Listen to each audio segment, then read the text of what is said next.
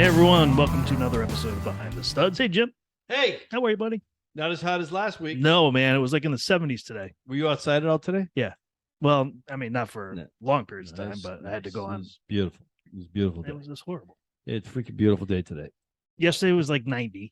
Today's 77. Yeah, it's nice. I'll take Oh the my 77. gosh. Thank you very much. Well, I mean, if I was working outside, then I would have to agree with you. Right. Right. I like the warm. Yep. As we know.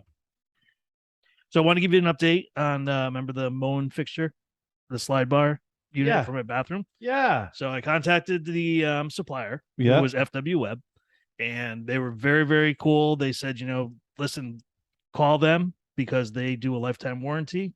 And you shouldn't have any issues. If you do, call us back and we'll help you through it. So all I did was I went on to the Moen website. I put in the model number of everything, showed them, uploaded the photo. I would say less than 24 hours, I got a response, tell me that they received my request. Yeah. And then within an hour after that, they said, we are shipping this part to you at no charge at all. They included a link so that I could watch it to see how to replace it myself. So I didn't have to call a professional to do it. And then they sent me a coupon for 75% off of 6 items on it's like the Moen VIP website. So you can go on there and look at different fixtures. And if you need something, you can apply the 75% off. Dude, I thought that was very nice of them. that was really good. I mean, that's a stand-up company, in my opinion. Yeah. So Moen came through. Thank you very much.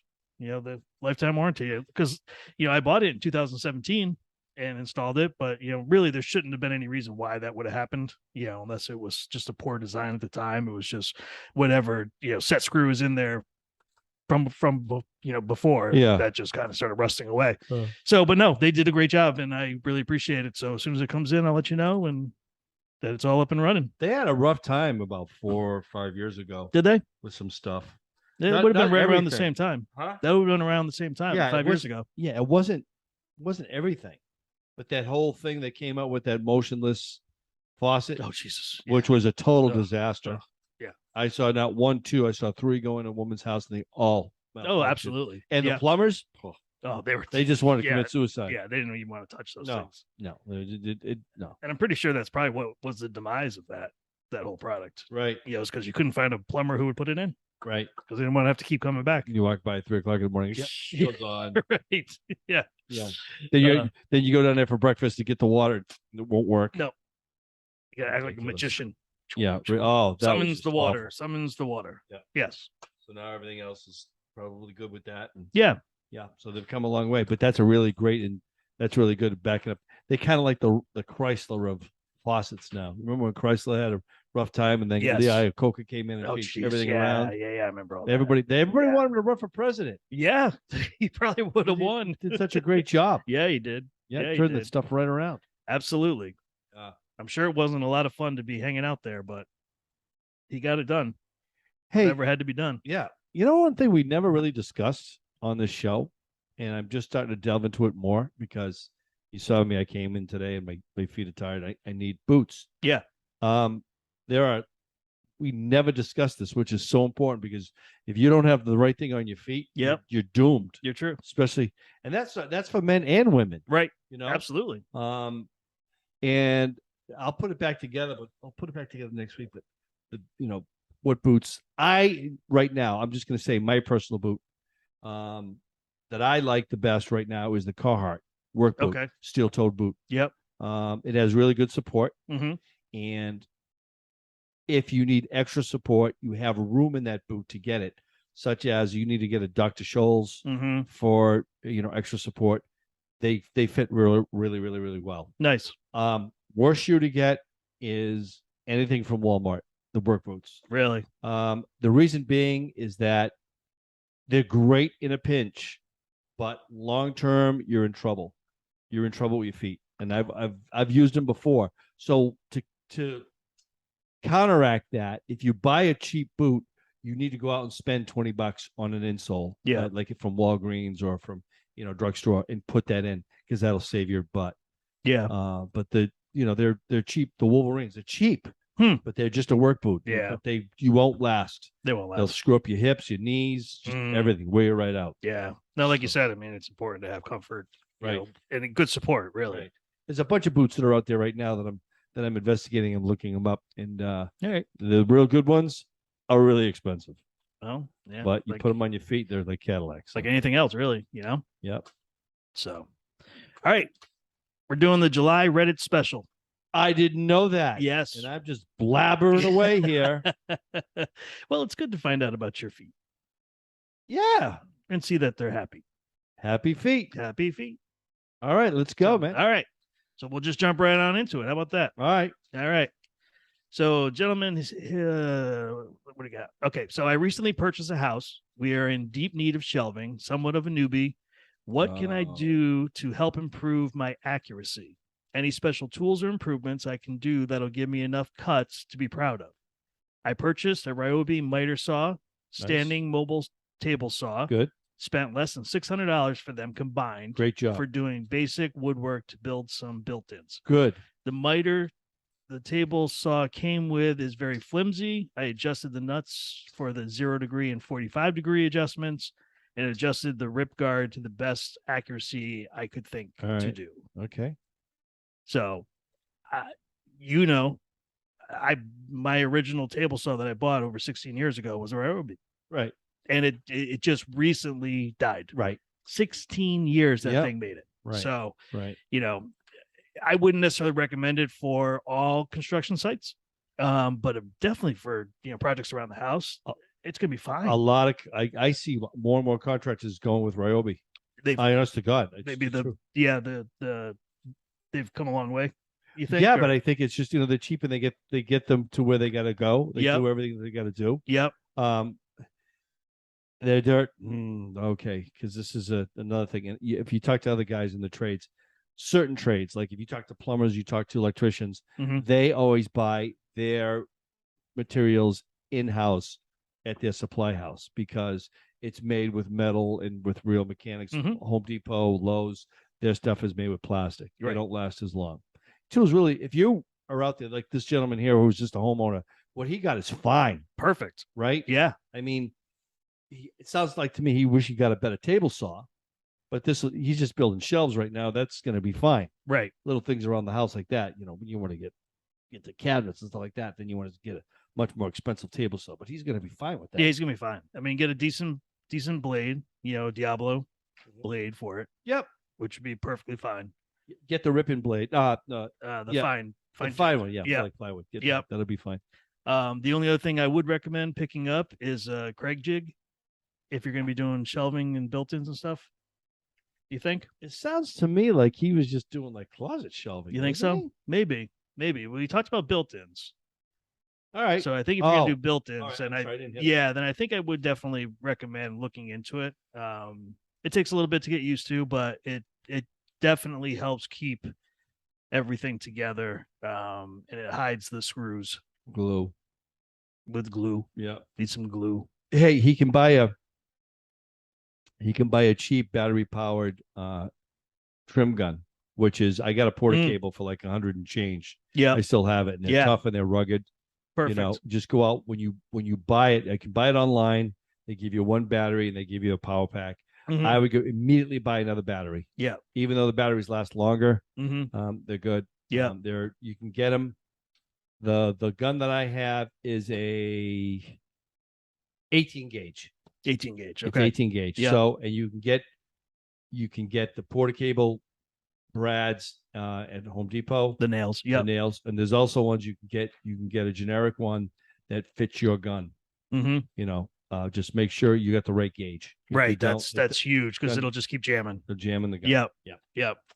Because they make the 16s and the 18s. Right. So make sure you get the right, Right. one. 16's got a thicker gauge to Mhm. it. So Yep. But the 18s is going to do you fine if you're doing shelves. They hold up very, very well. Yep. So you'll be good. So I was at a house yesterday. So this one kind of rings true to me. I had to give somebody some advice on leaky shower. So it says, my parents are getting old and can hardly keep up with their home maintenance. I'm now stepping in to help them around the house. Nope, I have zero experience. Thus, I come here to learn to Reddit, to find encouragement so that I can gather enough motivation to complete this task. My biggest fear is mold or water damage. So I started looking at the bathroom first. They had it remodeled 2 years ago, but the guy did a terrible job caulking it. I noticed lots of mold around these caulk lines. I've been reading posts from here and YouTube, but I'm horrified that I might mess up. How do I get rid of the mold? Anything I should pay attention to while attempting to recaulk this shower? Which brand of silicone is best to use? Wow. So, so I was at a house. They had a leak, and they opened up the ceiling below. It was in the dining room, and you can look up, and I could actually see daylight. I could see into the bathroom.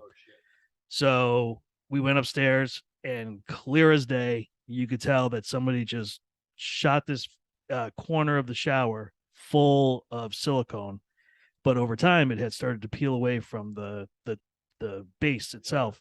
So water, you could actually see water stains coming down where it was going through the corner of the door, following the pan and going right downstairs. Made a huge mess, you know, a lot of rot. It's been going on for a long, long time. So what we recommended them to do is to rip up all the silicone that was there, you know, all the, because it was also rusted and moldy and stuff. So definitely rip that all out and then just kind of recaulk everything again. But to definitely do it from the inside of the shower as well as outside the shower. So you want to try to prevent it from even leaving the shower. So they're supposed to, and the other big thing too is a lot of these silicones will say wait 30 minutes and it's waterproof. Wait 24 hours. Yeah. Give it the full 24 hours. Please do. That's only if you're in a pinch. Yeah, if you're in a pinch, you know, if you know, you got a window that you got a silicone quick before the rain's coming, you'll probably get away with it. But if you're looking for something that's going to be a temporary fix, but at least something that's going to last for a little while, definitely give it the 24 hours to cure. Plumbers use that I know, professional plumbers use GE. GE. They use silicone. GE silicone. Yeah. Whether it be clear or the white. Okay. Or that's what they use. The worst part of the whole job, what you got to do is get rid of the old silicone. Yes. That just is a suck job. And it's now what do you recommend using? Well, depending on what it is, I mean, if you look at if you look at the tube, and if it has cleanup on it, it'll tell you what to use. That's the best. Or there's an 800 number on it. You can call them and they'll tell you whether it's an acetone or if it's mineral spirits that you got to use, because it depends what kind of silicone that you're using. Right. You know, if you're using a latex, it's good now and it's compatible and it's waterproof. That might just come off with a razor. You know, just you got to clean that surface really good. Yes. It's like, because if it's tainted with old silicone, it will not adhere correctly, and you're back at Jump Street again. And you want to make sure that area is completely dry before you even apply. And also, you got to make sure it is silicone around the tub on the outside of the tub, on the bottom, either silicone or the grout is re-waterproof the grout around the tub, because that's very common. And most of your leaks either come from the faucet of the tub, because the seal around that will go, or it'll also go, dumbest thing, but I catch it all the time. It's the curtain. The curtain. Yeah. People just think a quarter of the curtain is not all the way in, and the water travels it, finds it, and it's down. It's done. Yeah. How many ceiling repairs I've done in the kitchen because of the freaking curtain? Yeah. Most of the time. Yeah. Most of the time. Yeah. Or if it's a tub, kids are splashing in there and it's going out over the tub. And, Yep. That's it. I would also, for your parents, get them I have that. It's a bathroom mat. It's really good. We have a couple of them, and it's got a sponge to it. Okay. But it absorbs the water, and you butt it right up against the tub. So you're taking a shower. Yeah. So even if you get out of the tub, after taking a shower, it absorbs the water off your feet. Oh, nice. Pretty much right away. Okay. It really holds that. I think that's crucial for your parents and stuff like that. Yeah, absolutely. You know what I mean? And you're nervous about doing the caulking and making it look bad. It's not a lot of fun to work with silicone. No, it's just not. You can buy an applicator. It's a little. It looks like it's funny looking, It's like it's got like a rounded triangle head to it, Yep. and you can use that. They make a couple different kinds of it, and go test it out on something else before you test it out on the tub. Mm-hmm. And you can put the bead into the corner, and then you can swipe it with this tool. Yep. If you need any real, it's silicone. It's not latex, right? Right. Because latex, you can do that with a sponge and water, and Mm-hmm. fits in really Yeah, nice. it's much different. Silicone is much different. It's almost like a one and done thing. Yeah. You got nothing to play with once it's on. No, so don't overload it. Yeah. Start small. Yeah. Yeah. So, okay. Hope that helps. Hope that helps. That should help. So this person wants to know if a fireplace will reduce my electricity bill in the winter. Says last winter I was hammered with $400 to $500 bill almost for 5-6 months in the Midwest. Typically it's under $100 in the summer since we can be outdoor and open windows. So in preparation, I was thinking about those mid-century type of fireplace to be installed, mound cone shaped, around $4,000 if I'm not mistaken, plus installation costs, which I don't know yet. Is this idea a good investment? First of all, get an energy assessment on your house. Yep. You can call your local supply company. I think we have Eversource. I don't know where you're going from. They're in the Midwest, so In the Midwest. yeah, I don't know what's so up there. punch in energy audit, and it doesn't cost you anything. It's basically the government or the state picks it up. Mm-hmm. They go into your house. They go into your house for about maybe 4 hours, and they go through your house. They change your light bulbs. They do a pressure test, which is very simple. Mm-hmm. They will see much where the air is coming out, where you're leaking from, and that will help you tremendously. They'll reseal doors and windows. Man or woman? Is this a woman who's saying this? Doesn't say. All right. Well, you cannot believe how much heat you lose through a drafty window or a drafty door. Mm-hmm. It's incredible, especially if the wind is blowing. You can feel it. I live in it. Listen, my house is, as you know, old, and I am sealing up everything, and it makes it that will make a huge difference in your electricity bill. Depending on the fireplace you're going to get, is this what you say? Was it gas? She said, see, that's what I don't know. I don't know what this is really, what kind this is, but she said it was a mid-century type of fireplace. Mom, cone-shaped, around $4,000, if I'm not mistaken. So I'm assuming that's like a insert. Well, that's another thing. I mean, I have a ventless propane fireplace. Yeah. Yeah. It's the bomb. Oh, it's great. Costs about $2,300. That was it? Thing. That was it. Wow.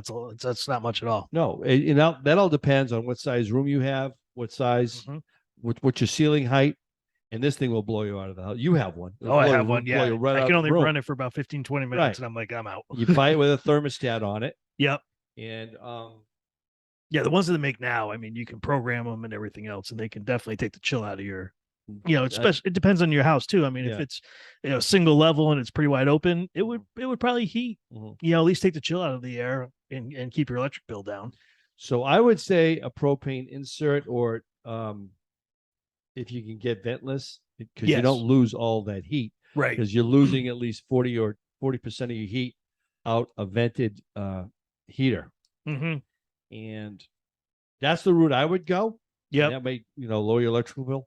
And I'm gonna just give you a little punch in here because I'm thinking if your electricity bill is really, really high, why don't you check out your solar incentives? If you live in a house, if you have your house, if you don't have a lot of trees, I would call one of these companies and have them come out there and give you. They'll give you an energy audit, and they'll tell you save some money on your electricity bill, like all of it. Yeah. Me. Yeah. Hey, look, just to add that real quick. Yeah. I have a company that's coming in to going to work on me, and right now it looks like they know exactly what I'm using in my house as far as the summer, and in the winter they know all my appliances. Yep. They set me up. My electric bill right now is over $225 a month. My electric bill, once I buy the system, is $148 a month. Nice. It never goes up. It never goes up. Okay. For 25 years, it stays the same. Okay. It's 100% I don't owe Eversource anything. Maybe $10 for the meter charge. That's it. Wow. Huh. That's a freaking great deal. Dude. That's great. Yeah. Yeah. Yeah. I'll take that Yeah. anytime. Yep. Yeah. 20 years from now. 25 years from now. Paying that amount. Be chump change. Yeah. I'll be dead by then. No, you won't. We'll keep you around. After the last 2 days, I'm like, all right. So this guy I felt horrible for. So I could picture this happening to me too, and you. And hey, everyone, it's been a rough 12 hours in our new home. I left the sink running and it overflowed onto our new hardwood floors for about 15 minutes. No. I quickly mopped everything back up, but there was already black coloring appearing on the edges of the floorboards. I put down some baking soda to absorb more water overnight. In the morning, I swept it up and the black stains looked worse. Yep. I'm still drying the area with a dehumidifier and fan, but are my floors effed? My wife has already called somebody to come look at it. She believes the floors are ruined and need to be replaced. I'm pushing to give it some days to dry. If it still looks bad, then we can sand and refinish. I think it's overkill to replace the entire flooring. Poor guy. Well, if it I feel buckles, horrible for him. if it's freaking buckling, That's the key, is the buckling. I don't know how you're gonna get rid of the black though. It's gonna be inside. It's there. I don't know how to get rid of that. No, other than sanding and refinishing. How are you gonna? And then It's unfortunately, in the grooves. It's not in the. Yeah. It sounds like the black is in the grooves, right? because that's the oak that's not been treated. Correct. It's the tongue. Yep. Yeah. So yeah, sounds like you're gonna have to resand all the floors. Give it time. Give it time to see where she is, where she goes. Yeah, because I mean, there definitely is a difference between replacing the floor and resanding the floors. So if it doesn't buckle too much and it's just black marks, then they can just sand it and restain and poly. And now that you moved into your new house and you're in a new neighborhood, you need to go to your lumber yard or your hardware store and find out who sands floors really well. Yeah. Really, really good. You know? Yeah, those guys will definitely recommend people. And you know that they have to be pretty decent because that's their reputation on the line. Yeah. Yeah. So I'm very fortunate to have Sorry, a local, buddy. I local feel lumber so yard. bad. Yeah, so bad. I did too. I did too. I mean, it's just one of those things, and All right, let's move on to the next. I received mixed recommendations for adding a 1/2-inch sheet of plywood under granite countertops. Some people say plywood is absolutely needed, and others state that it is not needed as the cabinets will support the weight of the granite without plywood underneath. I'm assuming the thickness of the granite will also play a role, but wanted to check and see what Reddit thinks before putting down a 1/2-inch sheet of plywood. I've never done it. I've never done that. I've never had to do that. Dropped it right on the granite. Right on the cabinet.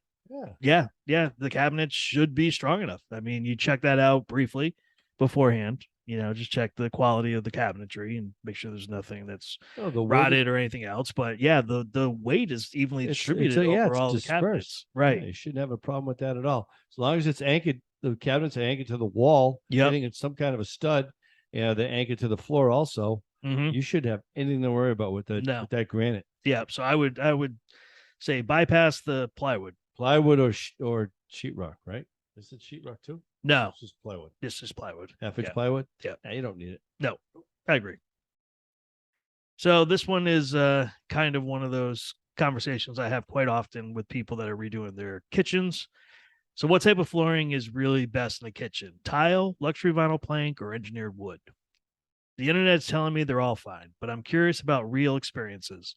I'm replacing an old vinyl plank floor with insurance money after a slab leak, cement slab, old copper pipes, and was originally planning to just replace it with new vinyl plank. I'm second guessing my decision now that it's time to make a purchase and wondering if I should have looked at tile or wood instead. I don't like the hardness of the tile and how the grout always looks dirty, but is it actually the best thing in a kitchen? I love the feel of wood, would get engineered, but worry about something like a dishwasher leak ruining it. Before this house, I've always had tile in the kitchen and complained about the hardness and anything I dropped shattering on it. I'm really torn. Thanks for any opinions. All right. Do you want to go first? Yeah. Go ahead. So my kitchen, luxury vinyl planks. Love it. It's softer on your feet. Yep. It's not cold in the wintertime. Love it. And I would not put tile back in the kitchen that I own. Right. Right. Yeah. Depending on what she lives, where she is. If it's Mhm. cold in the winter, that's a cold floor. Yep. Period. I agree with Colin. I would go with the luxury vinyl planking. Mhm. I was just up at LL Flooring, and the vast array of the stuff that they have, Mhm. the mill that they have, Mhm. man, you don't have to worry about some of the flooring that's out Oh, there yeah. now. Oh, You it's Th- great. it's almost commercial grade. Yeah. It's so affordable. Yep. And I was like, oh my God. Yeah, you can get out of there in under like $4 a square foot. Yeah. And you could run your refrigerator over, your Yep. dishwasher over it, Yep. chairs, tables, everything. Nothing will scratch it. And these things now go like almost 50 feet too, without any sort of expansion joint or Yeah. anything else. I mean, they're rock solid. Well, the They one that really I got, are. the vinyl plank flooring has actually stone in it. Oh, the really? Center of it. Oh, Yeah. okay. And I first got the thicker mill, which was, oh my God, it was like 60 pounds a Ooh, box. geez, yeah, those are heavy. So I got a thinner mill, but it's the same. It has the same consistency of the thicker one. Mm-hmm. The thicker one was like a more commercial. Yeah. But the one that I have is fine. I mean, Yeah. dogs, everything you can run on that is Mhm. great. And you could spill water in all freaking day. Yeah. And you ain't gonna have that thing ain't gonna. Well, it's waterproof. Yeah. You know, it's not water resistant. It's waterproof. Yeah. It- Big difference. yes, you can submerge that. You know, that poor guy in his new house with the sink running over. Yeah. He would have been fine. You would have been fine. He would have been fine. I think the other thing too is that, which is a lot, if you did tile and you get sick of the tile, you got to bust that crap up. Oh, and yeah. You're going It's to start gonna all go- over. yeah. Forget it. It's probably Vinyl, under the cabinets and Oh my everything God. else. Yeah. vinyl, you take the quarter round off the corner, you Mhm. get to one corner and you pop it right back up. Yep. It's not nailed down. Nope. It's locked in nice, but it'll unlock. You'll be able to get and then change it out again. Yeah. Yeah. But you probably even won't. Go with the vinyl plank flooring. Go with the waterproof vinyl plank flooring. It comes in all different colors. It comes wider, skinnier. It can look like hardwood floor now because they give it definition. They give it a border. Yep. You can get that kind. Yep. Ma'am or sir, whoever you are, I think you will enjoy this adventure. It's very interesting. Yeah. It's not overwhelming. It's just like, oh, I like this. Oh, I like that. Yep. Yeah, you'll have fun picking it out. Yeah. Yep. I agree. Keep us posted. Yeah, definitely. Love to hear about it. Yeah. So along the same lines of a kitchen vinyl floor, this person is trying to remove one.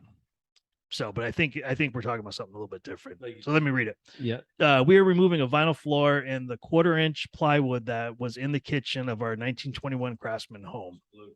This kitchen floor was put in 1995. Underneath the plywood and on top of the hardwood floor is a greenish grayish thin underlayment that seems to be glued to the hardwood floor.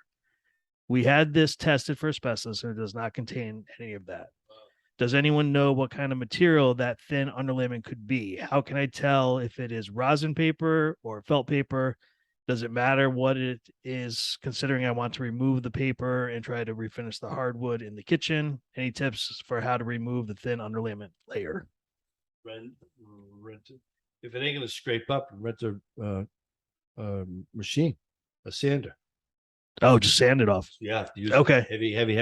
heavy grit, Yeah. a drum sander, and an edger. But I would call in a professional to do that. I would call it a professional for that If too. you don't know how to use a drum sander, you're gonna ruin the floor. You'll Yes. totally tear up your wooden floor. You'll just Yeah, and I think any type of other sander, if somebody tried to do it with like a palm sander or something No like way. that, it's just going to heat up, and if it is glue, it's going to get all goopy and gummy. gummy, and it's not going to be pretty. Hard to say exactly what that greenish grayish thin underlayment is. But she could Yeah. also she could play the devil's advocate. She could call a flooring company in and get an idea. Yeah, I want to get this up, get a price from them, and blah blah blah blah blah. yeah, You know, yeah, see what you can do, and and then just say, oh, you're too expensive, and then go do it yourself if you want to. yeah. But you're gonna hate it. You'll hate that job. You'll Yeah. hate life. You're gonna hate life. All right, finally, faux beams. What species of wood to use? So it says we're planning a project to add wood faux beams on our ceilings.